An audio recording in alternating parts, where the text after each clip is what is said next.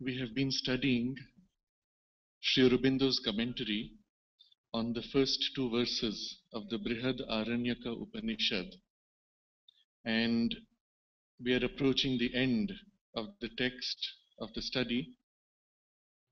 But for those who have not been part of the detailed study of the last few months, it is worth it for us to recapitulate some of the most important ideas here. The Brihadaranyaka Upanishad, Sri Aurobindo points out, is at the same time the most obscure and the most profound of all the Upanishads, because the symbolism that it uses is lost to the modern mind. These are mindsets, ways of thinking, ways of viewing the world, which belong to an era in which the rishis saw things, experienced them in an intuitive consciousness, and did not reduce them to logical, rational structures, but they captured truths which are vast, cosmic, all-encompassing in their scope, and articulated them in ways that vastness and that multiplicity of their sense was not lost. In that sense, what they have left us are rich gifts.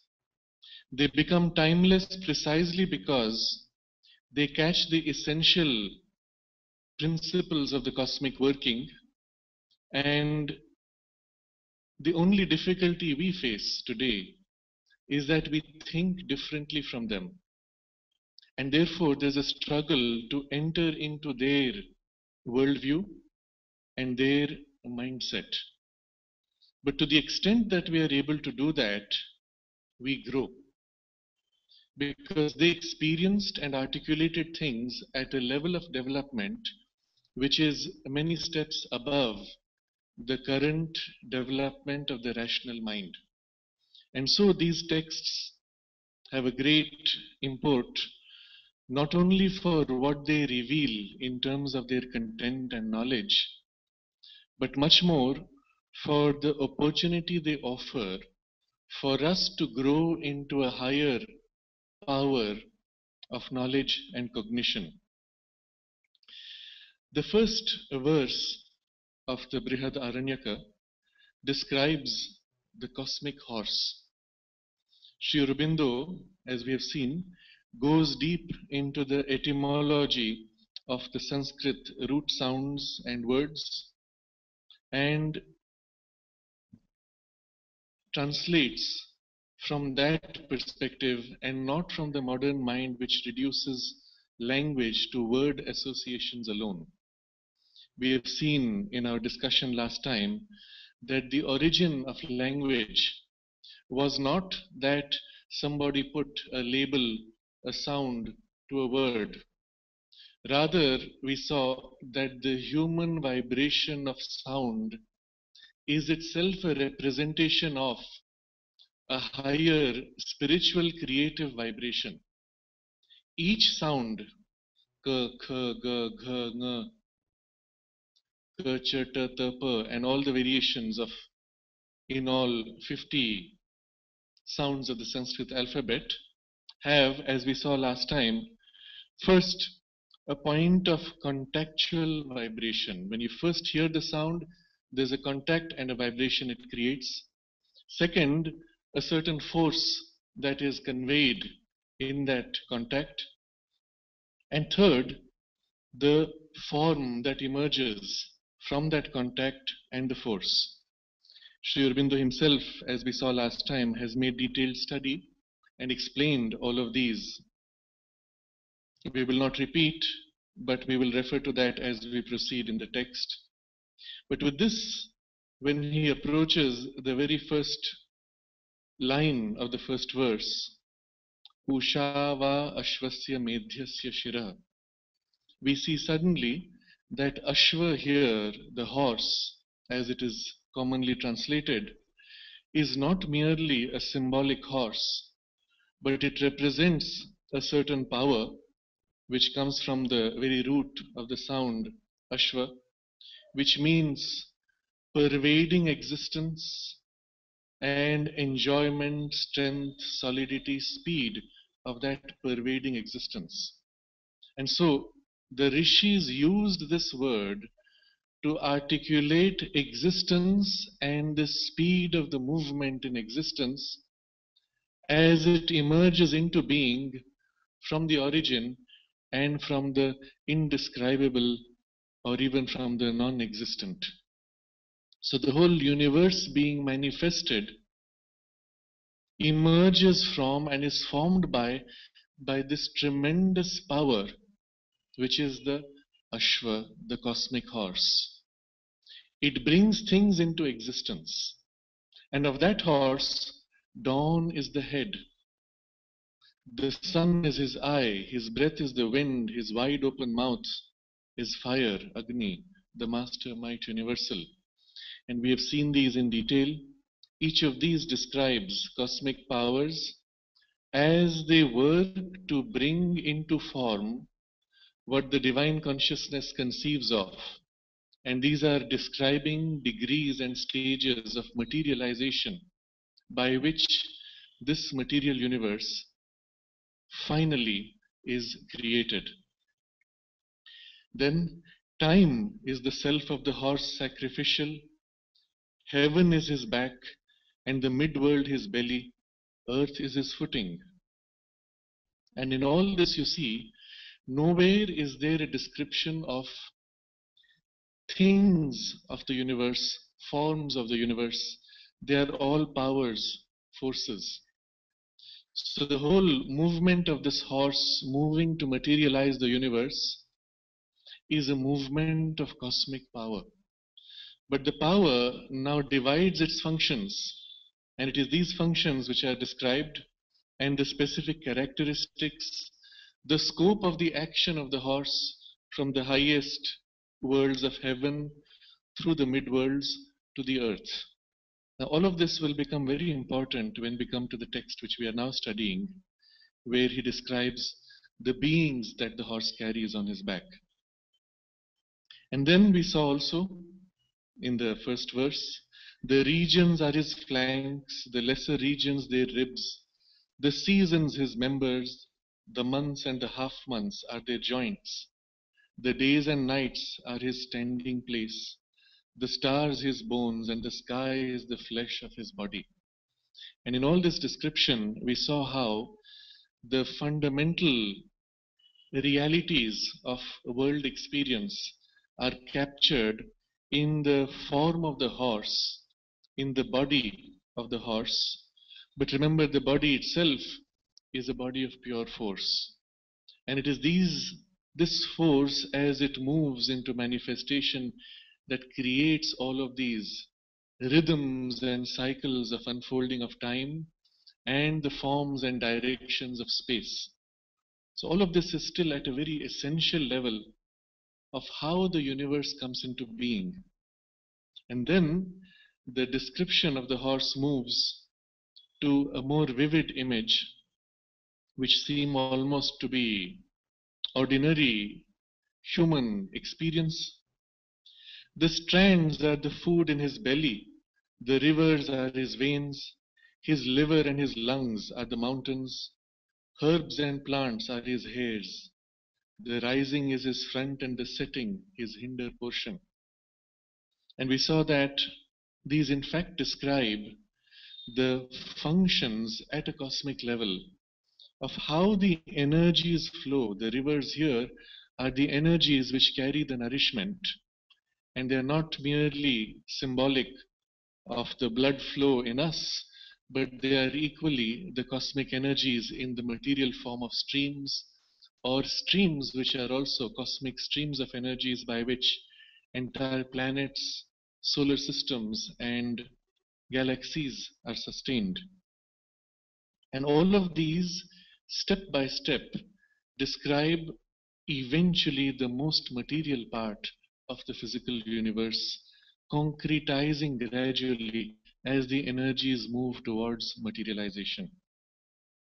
Then When he stretches himself, then it lightens. When he shakes his frame, then it thunders. When he urines, then it rains.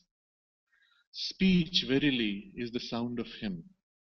We saw here how the basic powers of matter, electricity, vibration, power, are described through this symbolism of the thunder and the lightning, but they are also in their material sense, they are representations of spiritual powers.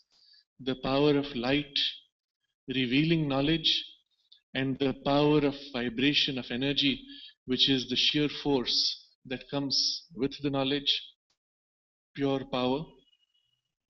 And all of this moves to nourish the cosmos that is thus being born. Speech, vak, is truly his sound. And this we fully appreciated last time when we saw how human speech and all material sound emerges from a divine vibration into the material world. And this is the basis of human language, origin of which is the Deva Bhasha, the language of the gods. In the second verse, the greatest powers of the horse are now described, but in symbolism which is much more difficult to recognize. Day was the grandeur that was born before the horse as he galloped. The eastern ocean gave it birth. Night was the grandeur that was born behind him, and its birth was from the other waters. These are the grandeurs that came into being on either side of the horse. And we saw how the etymology here leads us to the deep understanding that this power moves. As it moves, it manifests in the front, and what it has chosen now to not concern itself with fades out behind.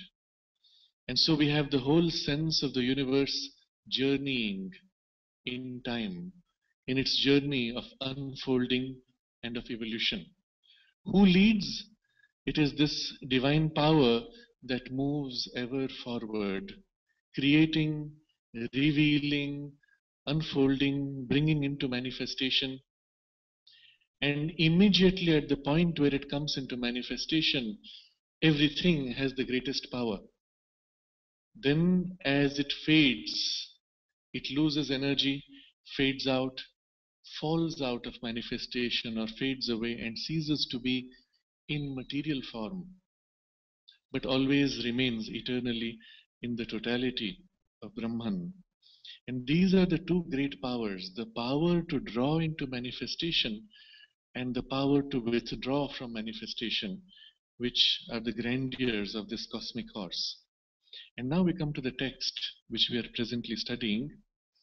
When the verse describes the four beings that the horse carries on its back, he became higher and bore the gods, Vajra, and bore the Gandharvas, Arvan, and bore the Titans, Ashva, and bore mankind. This we have already started the text where Sri Aurobindo describes two of these names and their deeper meaning, going into the etymology. And two more remain now, which we look at. But the point in Sri Aurobindo's discussion is, although it is the horse which carries these beings on its back, and although it may seem as if the being riding controls the horse, the fact is, it is the horse who bears them on his back, who determines their action, and he charts the course of time that are marked out for him by his own self. He is free and exults in the swiftness of his galloping. We had read this text. So these four beings now we look at from a different standpoint. At the highest are the gods, below them the Gandharvas, below them the Titans, the Asuras, and then finally the human beings. For each of these beings, who largely we can describe as the four categories of beings that populate the universe, the cosmos, for each of them, the horse expresses a special power, a special quality by which he forms them and their functions in the cosmos. And the name of the horse now describes those qualities. But if we look at these beings and their interrelationship, we find something interesting. They map out the gradations of consciousness in the cosmos. At the highest, they are the gods. They are one with the divine will. They serve the divine will. They act on a cosmic scale. They reveal, and their nature is light, illumination. They live free of ignorance. In the domain below, we find the Gandharvas. They are also largely free, but not entirely free of ignorance. Or rather, they are open to the divine consciousness, but their action is much more narrow. They may choose to act on a cosmic scale in their highest station, but normally they are beings who express enjoyment, harmony, plenitude, beauty, etc. But they do not have any of the distortions or perversions which belong to the domain of ignorance, which is below. And here we see these two beings. First, the Asuras, who are characterized by the violence of their egoistic self assertion. And below that, the ordinary human beings who are weak, petty, incapable, insufficient, but striving with whatever dissatisfaction that they have of themselves and of the world. If you see the scale from top down, it is as if all the divine possibilities are narrowing down, ending up in the human being who is still in the material world the peak of evolution. But if we go from bottom up, we see how the human being progresses in his own evolution, starting from his characteristic of humanness, which we will see shortly is described in the word used for the name of the horse. And that characteristic is that we consume ourselves in our own desire, in our own craving, in our own quest. Although we may enjoy something as we proceed, we consume that which we enjoy and we destroy ourselves in the process of the enjoyment. And the nature of this domain and the human creature is the inevitable binding in self-consumption leading eventually to death. And this is the domain of death. The Asura is a much larger, more forceful being. His character is might and force and violent struggle, self-will, indisciplined fury, self-indulgence. And even when he has a discipline, and it is a huge, massive discipline, it is always ruled by his ego. So Sri Aurobindo says, they struggle gigantically to impose that egoism on their surroundings. And the horse adapts himself to their needs, becomes full of force and might, and bears up their gigantic struggle, their unceasing effort. And that is why the name of the horse here is Arvan. That is the power of this energy, the force which comes in the struggle of the Asura. So the word captures this very character of the Asuric energy. But you see how in the human striving, our first effort tends to an Asuric direction. Because we know only ourselves in our success By egoistic self-assertion, when we overcome our environment, our circumstances, and become greater than our immediate circumstance and their limitation and the fate. And then we say, I am successful. And it is this self-assertion which culminates in the asuric aggrandizement. And eventually that fails because it destroys itself in the very egoistic self-assertion and imposition on the environment. We destroy our environment and we consume ourselves, destroy ourselves, often in conflict with each other. And that is how the asuras typically destroy themselves.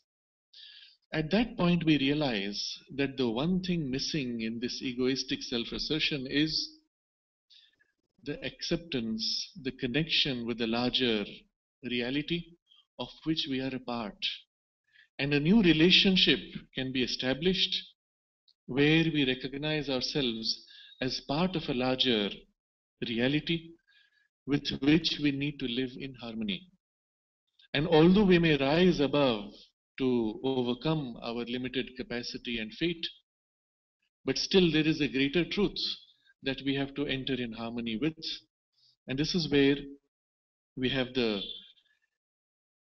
characteristic of the Gandharva's life, and the Vahana for the Gandharva is Vajin. And Vajin we saw in the etymology,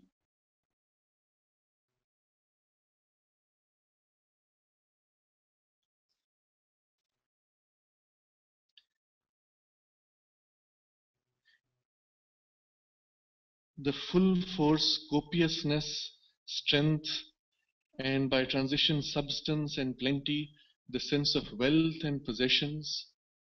And all of these characteristics we see in the Gandharva lifestyle, but it is also what the human being tends towards in his ascension above self-interest into a larger collective interest, collective well-being. But still, he is struggling with his limitation of ignorance.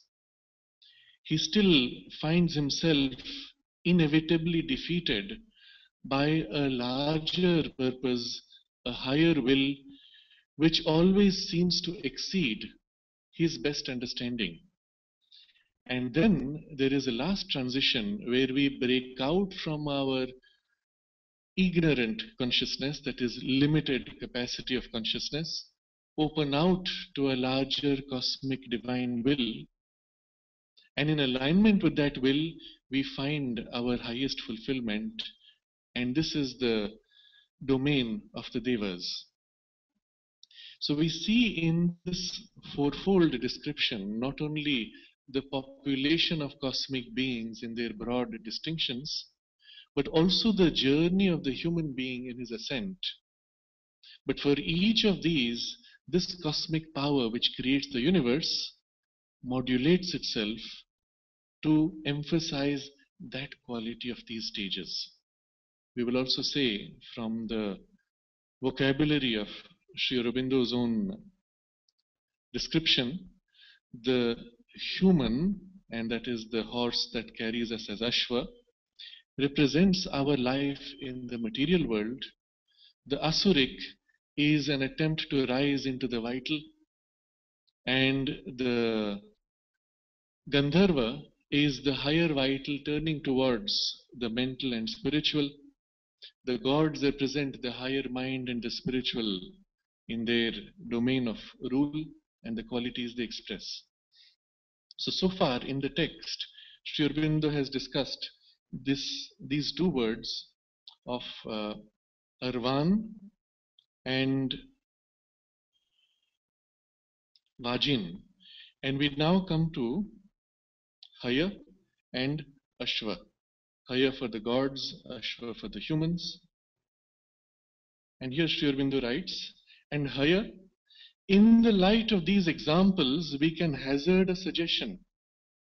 The root meaning is motion. Her, you will remember, is pure force. If you recall, last time I had mentioned to you this text where Sri Aurobindo describes the root sounds and the nature of the vibration, force, and form associated. So, her is pure force, and ya is the relation. That's the quality that ya brings. And so, haya, the root meaning is motion. And from certain kindred words, hill to swing, hind to swing, hind to roam about freely. And from another sense of he, to exhilarate, to gladden, we may perhaps infer that haya indicated to the sage a swift, free, and joyous bounding motion, fit movement for the bearer of the gods. So this is the horse, the form that he takes, the name that he has when he carries the horse, the gods on his back. For the Aryan gods were devas, angels of joy and brightness, fulfilled in being, in harmony with their functions and surroundings, not like the Titans, imperfect, dispossessed, struggling. Firmly seated on the bounding joy of the horse, they deliver themselves confidently to the exaltation of his movements. So this is what he has to say. In the text from which we read last time, where the first rig of the Rig Veda is described, Sri Aurobindo has elaborated on this word deva and the root sense, the roots from which deva comes. And I'd like to read briefly from that. Devam, he says, a god. From the secondary root div, to flash, gleam, vibrate, play. So div has this sense. On the basis of the constant the, of which the gunas are force, heavy violence, density, dense penetration, dense movement, we get da to cut, di to vibrate, and du to trouble.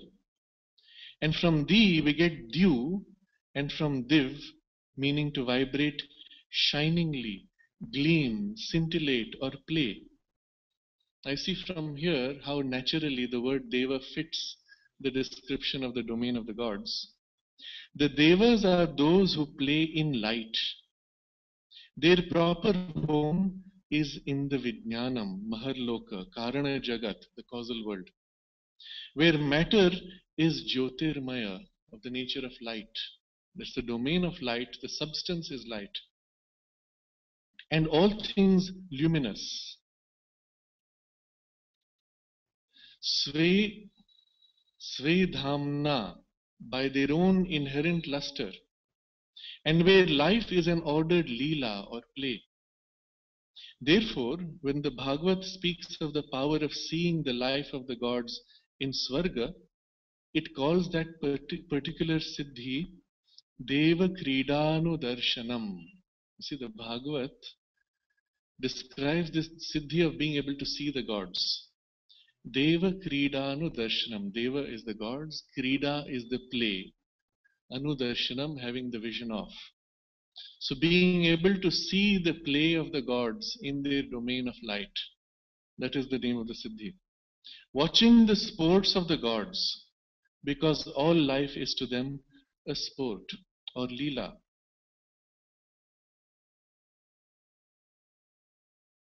So he speaks of how the gods also can live in a lower domain, but still their nature of play and light, their luminous bodies and the worlds of self-existent bliss, free of death and care. So that is the domain of the gods. So here we see how the horse, as he carries the gods, he takes on this character, this quality, and he is bounding in joy and exultation, swift, free, joyous, and that is the fit motion. The sense here is not so plain and certain as with Vajin and Arvan, but Haya must certainly have been one in character with the Deva in order to be his Vahana. The sense I have given certainly belongs to the word the Deva, is discoverable in higher from its roots, and that this brightness and joyousness was the character of the Aryan gods.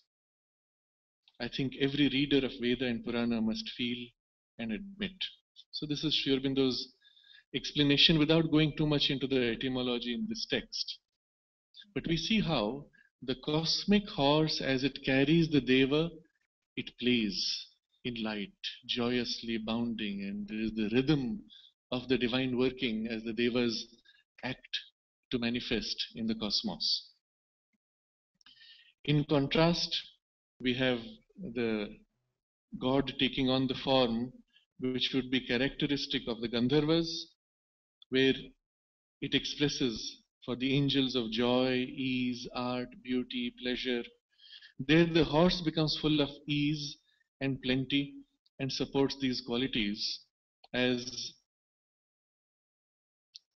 the Vajin. And now Arvan for the Asuras, and now finally we come to Haya. And now we come finally to Ashva.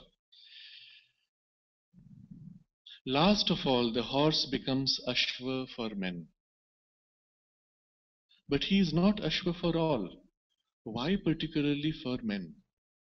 The answer is that the Rishi is already moving forward in thought to the idea of Ashanaya Mrityu, with which he opens the second Brahmana of the Upanishad.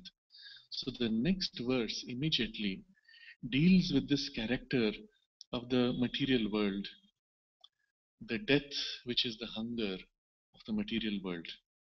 So I'm just reading briefly the first few lines of that verse so that we get a sense of it, because Sri Aurobindo refers to this here.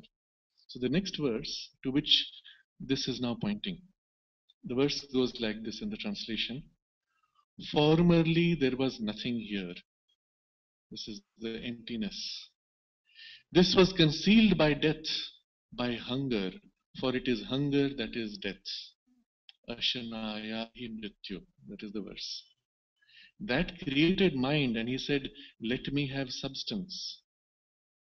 He moved about working, and as he worked, the waters were born. And so the verse continues.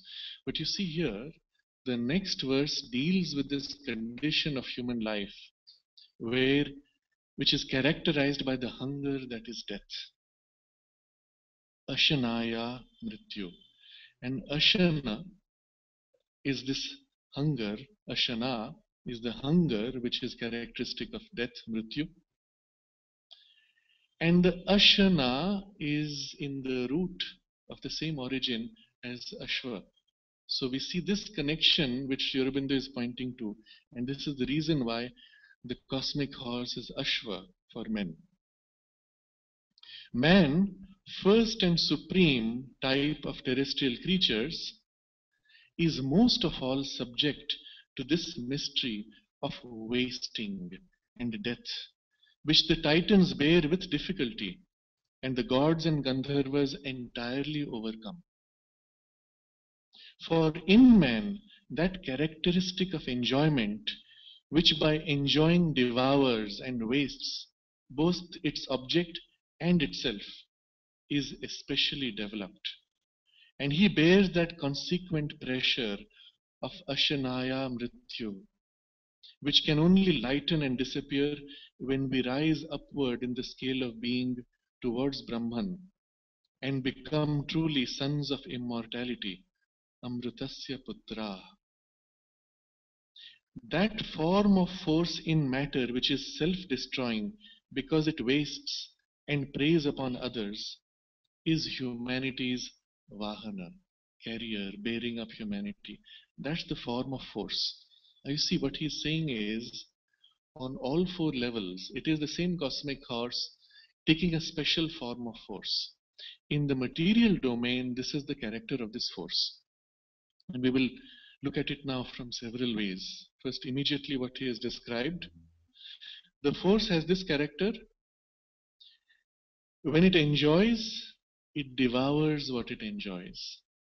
But at the same time, it also wastes itself, even as it wastes what it enjoys. So consider when we eat food, and this is the character of the human or material substance and material life. Everything has to eat something else. But even as it is something else, it is itself being eaten. The eater, while eating, is himself eaten. And this we call the cycle of life. In biology, they teach this as inevitable for life. In fact, modern science defines life in terms of this tendency. But that is not true. Pure life, prana, does not need to consume and eat. In its own world, the domain of prana, life is immortal. It can even hold form immortally. It is only when the life energy enters the domain of matter, it has to struggle against the resistance of matter, experiences opposition, and in the struggle, it exhausts itself and lapses back in exhaustion, that it experiences collapse and death. And being in matter, it cannot sustain its immortality because matter eventually withers away and breaks down under its pressure. So the life force must move from one form and create the next form. Therefore, every living creature must give birth to another of its type. Out of its own energy, out of its own substance, it forms another being, which is a copy of itself with some variation. And the life energy withers in the first one, increases in the second one. But the life energy itself remains immortal across the forms. It is only because in the part where it is entangled in matter that the form experiences birth and death. But in order to form itself, in order to even survive, it needs to absorb material because its own material is withering away. So this process of birth and death is taking place not only across forms, but within the form, when the form itself is made up of smaller forms of life, cells we call them. Each cell can exist in itself, and that is the first form of life. In the human body or in any animal or complex body, the cells work together in shared relationship, but still the principle applies that the cell has to die, but before it dies, it gives birth to another which takes its place. And so as the cell dies and it is no more usable, it must be thrown out. And so the larger complex body has to throw out material which it cannot use anymore, but it must now replenish by taking new material from outside, which then involves eating and absorbing another life form. Because after all, everything is alive. Even the single cell, as it takes material from outside, must take in something which is at least semi-living. And so there is this whole cycle which is inevitable. But behind that, within that, you notice something more profound. In the very act of reaching out to eat, to absorb, or in the act of reproducing and throwing out a new form, there is an enjoyment associated. So there is an undercurrent inside the form, in the life itself, to enjoy its journey, its growth, its play. But the nature of our enjoyment is consumption. What we enjoy, we have to absorb and consume. But in the act of absorbing and consuming, we ourselves are consumed. How? When you take in the food, for example, you enjoy the food, but the food needs to be digested. In order to digest it, your body has to channel all its energies into processing the food, and in the process destroy itself, consume itself.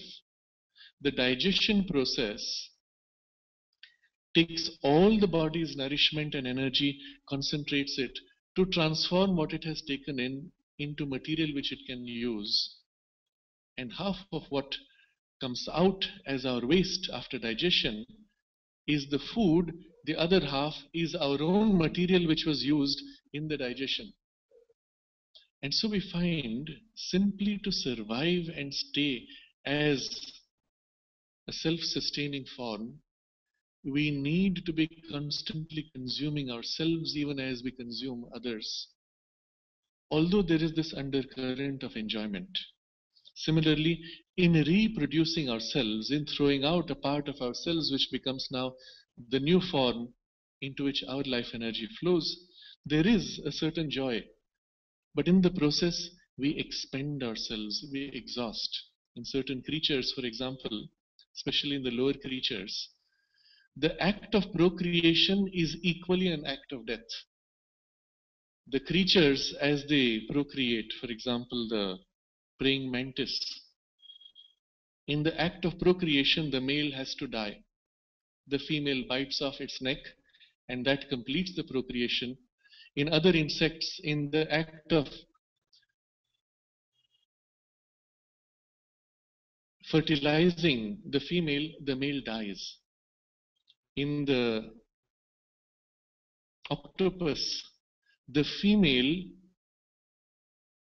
puts out her eggs, attaches them to the stone, and then stands guard over them until they hatch. And this process may take up to 4 years, during which time she does not eat. And only when they hatch, she collapses in exhaustion because she has no more energy left and dies. So we find this very strange connection associated with reproduction. There is also death, very closely associated to it. And this is what is the character of the enjoyment in the material domain. And it goes back to the nature of material life, life force as it has bound itself in matter. This then is the key word, the key principle. Why Ashva is the horse, the nature of the force that acts in matter. So I reread this text and you see how much it captures and what fundamental principles it has uh, articulated. Why is he Ashva? Why is he not Ashva for all? Why particularly for men?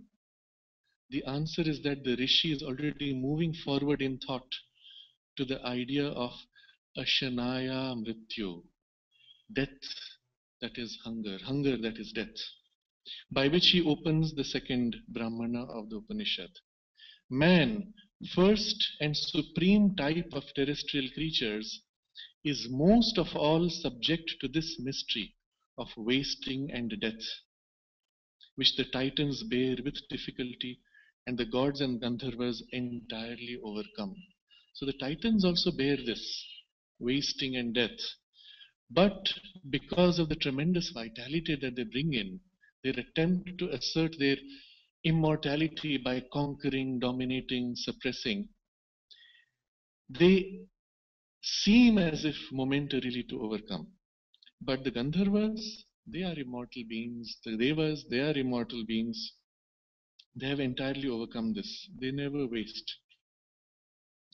For in man, that characteristic of enjoyment, which by enjoying devours and wastes both its object and itself, is especially developed.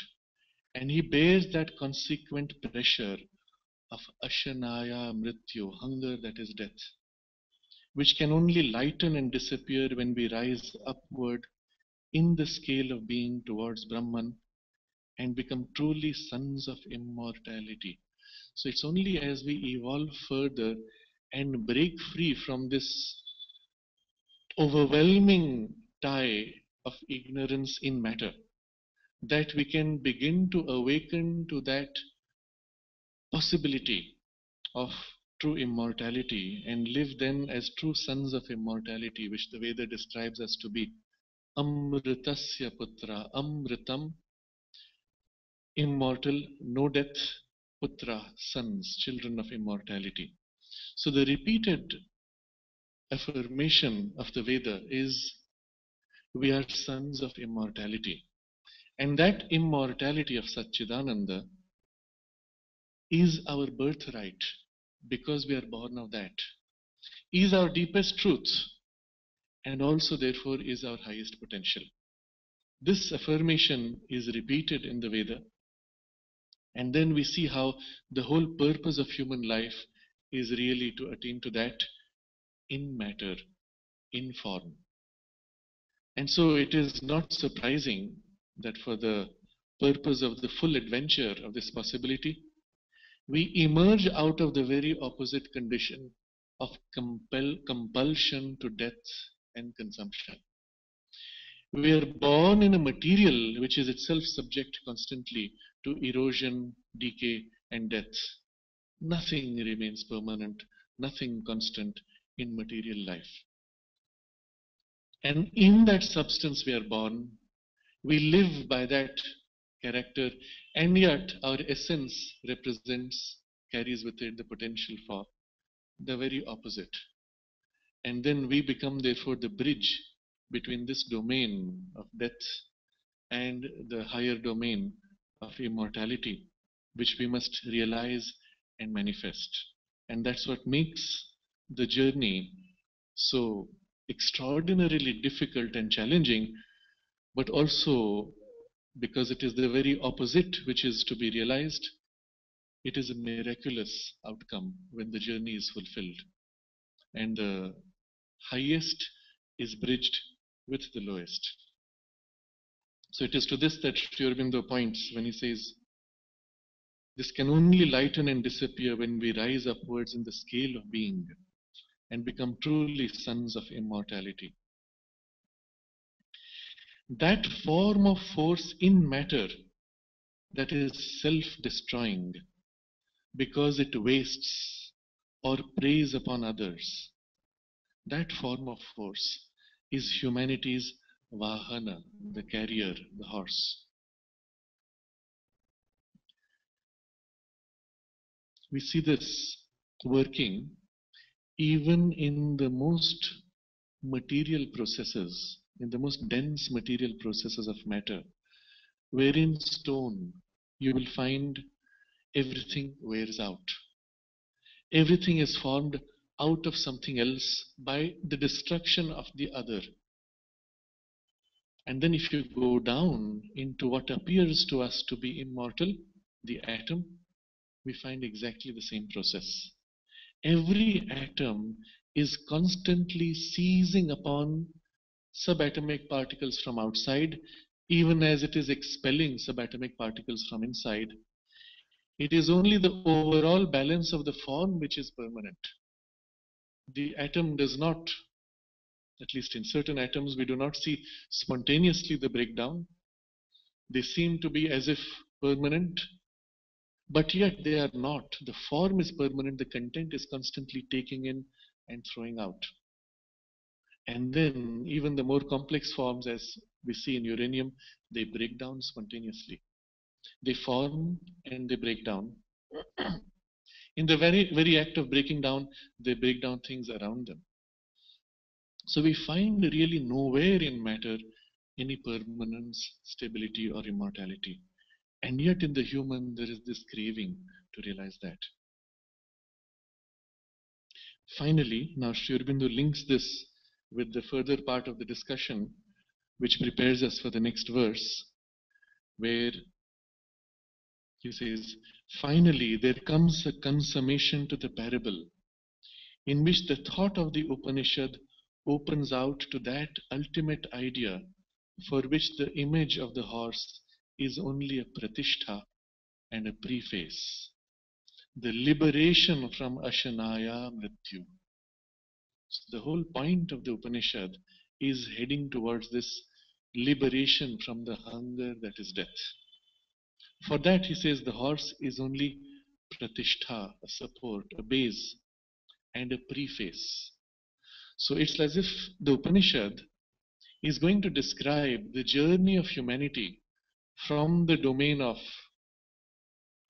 death and ignorance to the domain of divine knowledge and immortality. But before it can describe this, it must describe the universe itself in which the journey takes place. How this universe came into being, who formed it and why, how it functions, at least in its essence. And then only the description of the human journey can begin. So the first two verses where the horse, the cosmic horse is described, is the preface. It is setting this context of the human journey, and the pratishtha, the base, the support. A context is placed, a full picture of the cosmos provided, culminating in the human being carried by this Vahana Ashva. And the same word is used right at the beginning of the first verse. Ushava Ashvasya Medhyasya Shira. Dawn is the head of the horse. And the same Ashva now is carrying the human being in the domain of hunger, that is death.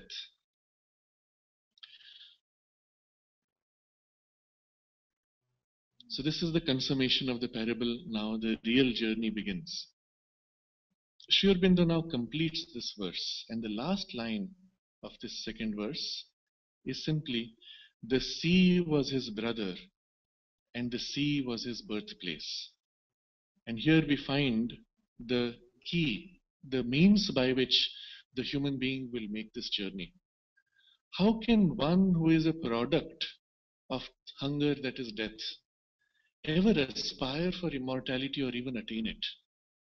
And the secret is that the power which makes this domain of hunger, that is death, Ashva, the horse, the sea is his brother, and the sea is his birthplace. And this is the secret. So Sri Aurobindo now reveals what this means. Of this horse of the worlds who bears up all beings, the sea is the brother and the sea is the birthplace. There can be no doubt of the meaning of this symbol. It is the upper ocean of the Veda, in which it imaged the superior and divine existence. These are the waters of the supra-material causality. From that, this lower ocean of our manifestation derives its waters, its flowing energies, apaha. And from that, when the vritras are slain and the firmaments opened, it is perpetually replenished. And of that, it is the shadow and the reproduction of its circumstances under the conditions of mental illusion, avidya, mother of limitation and death. This image not only consummates this passage, but opens a door of escape from that which is to follow. So, we will study this in greater detail next time. But for now, briefly, we have to go back to the Vedic imagery. And Sri Aurobindo is drawing heavily on that imagery, and we will see it in detail, in elaboration next time. But simply, it starts with this idea. The Vedic imagery looks at the cosmos as two gigantic oceans. There is the upper ocean of Sat Chit Ananda, which is described here as the superior and divine existence. These are the waters of supra-material causality. And then there is the lower ocean of ignorance, darkness.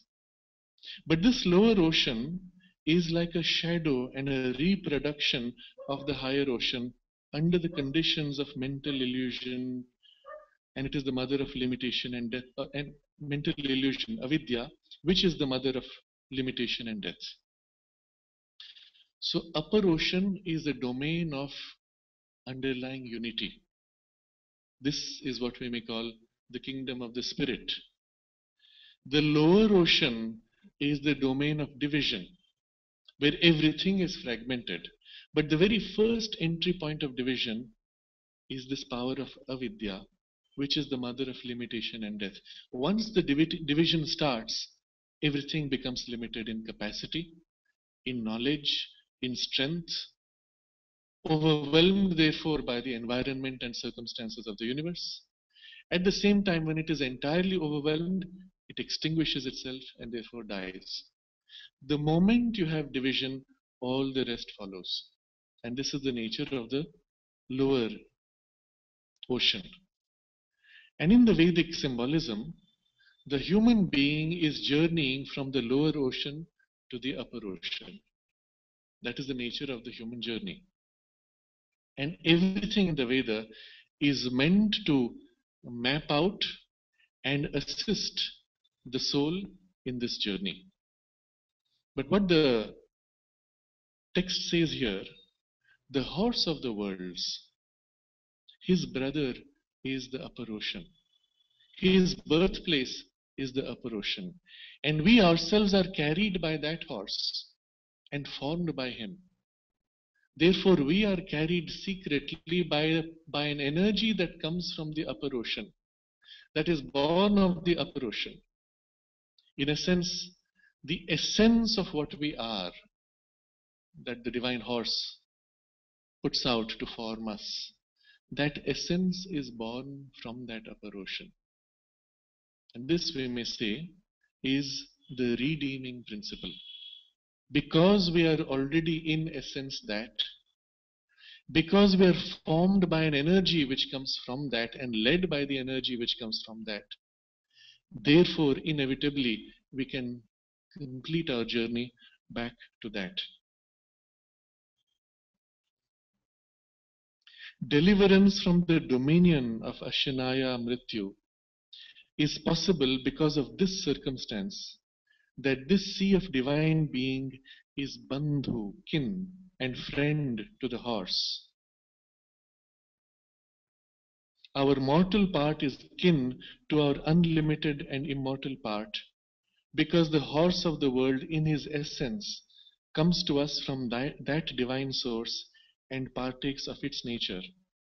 And from that, and from what other except this ocean can the horse of the worlds, who is material yet supramaterial, be said to have derived his being? We, appearing bound, mortal, and limited, are manifestations of a free and infinite reality. And from that from which we were born comes friendship and assistance for that which we are, towards making us that which we shall be. From our kindred heavens the love descends always that works to raise up the lower to its brother, the higher. And so the whole last passage, which simply puts it in such cryptic words, the sea was his brother and the sea was his birthplace. And we will see this in Sanskrit for the deeper elaborations and suggestions. Just this one cryptic suggestion prepares us now for the journey and describes the basis on which this journey can be made. Put it simply, because we are already that in our essence, because that is our home, because that is our deepest truth, that is also our highest potential and our highest fulfillment. But the cosmos and the power of the cosmos which has formed us itself has come from there. And therefore, in our environment, in our circumstances, is this secret divine wisdom which constantly carries us, nudges us, pushes us, compels us towards our own higher destiny. This is the nature of what we call life. You will see life never allows us to remain stuck in one place. The moment we are stuck, a push comes to break us free, sometimes painfully, but always pushing us forward towards a higher and greater potential. Who is this life? What is this life but the Ashwa, the cosmic horse working in the domain of matter? But his divine origin is now concealed in the hunger that is death of the material world's appearance. But still, that is there. So there are three very important ideas which are described here.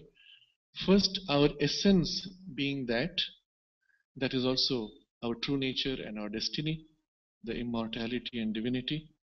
On the other side, the universe itself being formed by a force that comes from that is helping us as the universe itself journeys. It is leading us, helping us, carrying us in the whirl of energy that we call life. And third, because we are kindred of that, and because the power in the universe is kindred of that, there is always friendship and assistance which comes from there in the form of the divine love and the divine grace, which acts directly in our lives on each one of us when we call for that help constantly, and helps us to make this impossible journey possible. In the Sanskrit, when we study the word used for brother is bandhu, and we will see what implications it has. There is a bond, a connection, a link which binds, and that is bandhu.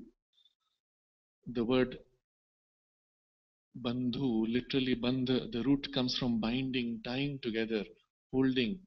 You cannot separate anymore. And the other word, which is the birthplace, is yoni, which is literally womb, that we are formed out of that. We are that, even in our essence. And therefore comes the phrase of the Vedas, Amritasya Putra, children of immortality, because the womb is that immortality from which we are born. So all of this we will see in elaboration next time, which will be after a gap of about a month, because I will have to go out of station. We will have the Friday class as usual, but not the next Sunday's class. Instead, we will show some videos of earlier talks and other things of interest for those who would like to keep the rhythm of the classes. But we will continue this text from the 26th of September, which is a Friday, but we will continue on the 28th, which will be the Sunday following. For now, we can simply read the translation of this second verse in the last part and meditate on it for a few minutes. Day was the grandeur that was born before the horse as he galloped. The eastern ocean gave it birth. Night was the grandeur that was born behind him, and its birth was from the other waters. These are the grandeurs that came into being on either side of the horse. He became higher and bore the gods, Vaja and bore the Gandharvas, Arvan and bore the Titans, Ashva and bore mankind. The sea was his brother, and the sea was his birthplace.